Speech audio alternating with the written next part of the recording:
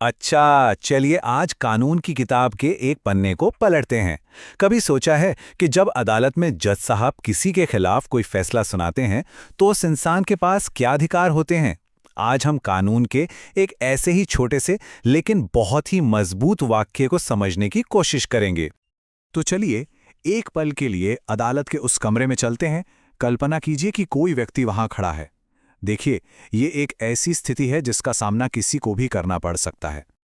तो सोचिए जरा, कोई कटघरे में खड़ा है और जज साहब कोई हुक्म सुनाते हैं। चारों तरफ भारी भरकम कानूनी शब्द, मुश्किल प्रक्रियाएं। ऐसे माहौल में किसी को कैसे पता चलेगा कि उसके अधिकार क्या हैं? क्या उसे बस चुपचाप सुनना है? और यहीं पे हमारा कानून एक बहुत बहुत जरूरी अधिकार देता है, समझने का अधिकार।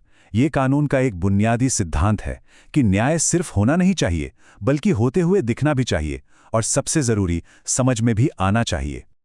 तो ये है वो लाइन, भारतीय नागरिक सुरक्षा संहिता 2023 का सेक्शन 131।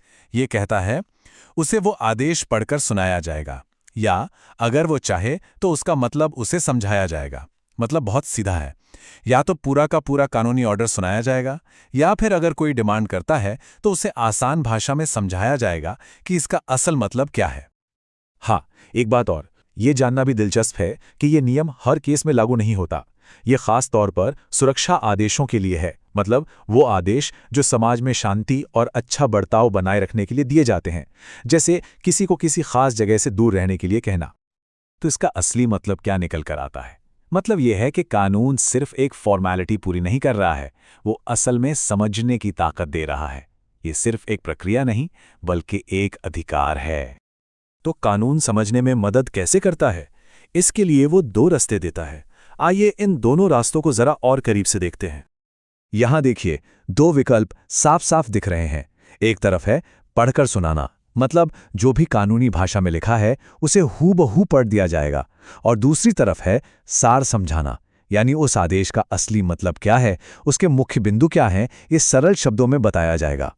और यहीं पर देखिए, एक बहुत बड़ा फर्क है। ऑर्डर सुनाया जाना, ये तो डिफ़ॉल्ट है, ये तो होना ही है, लेकिन उसे समझना, वो एक अधिकार है। एक ऐसा अधिकार जिसे इस्तेमाल करना पड़ता है, मांगना पड़ता है। और यही बात इस कानून को इतना शक्तिशाली बनाती है, ये चुनने की शक्ति देती है। जरा इन चंद शब्दों पर गौर कीजिए। यदि वह ऐसी इच्छा करे। अरे, ये सिर्फ शब्द नहीं है, ये शक्ति है। ये उस व्यक्ति को एक चुपचाप खड़े दर्शक से एक एक्टिव पार्टिसिपेंट बना देता है, जो अपनी कानूनी प्रक्रिया को थोड़ा कंट्रोल कर सकता है। तो ये पूरा प्रोसेस बहुत आसान है। पहले दो कदम तो स्टैंडर्ड हैं, कोई अदालत में मौजूद है और आदेश सुनाया जा रहा है। लेकिन ये तीसरा कदम, यही सब कुछ बदल देता है।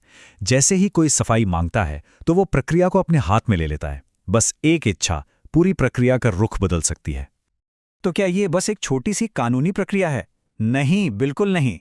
इसका असर सिर्फ एक इंसान पर नहीं, बल्कि हमारी पूरी न्याय प्रणाली की बुनियाद पर पड़ता है। ये देखिए, सेक्शन 131 इतना जरूरी क्यों है?